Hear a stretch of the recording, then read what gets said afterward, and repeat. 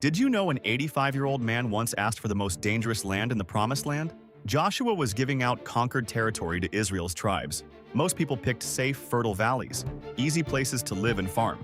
Then 85-year-old Caleb stepped forward with a shocking request. "Give me Hebron," he declared, "the hill country where the giant Anakim still live in their fortified cities."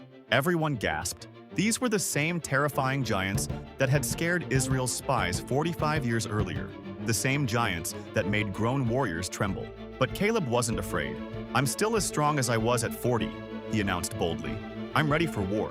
God will help me drive out these giants." While younger warriors avoided this dangerous territory, this senior citizen eagerly claimed it. And guess what? Caleb conquered every single giant and their cities. He trusted God's promise and won. Then he gave this hard-fought land to his daughter as a wedding gift. Caleb proved that age is just a number when you trust God's promises.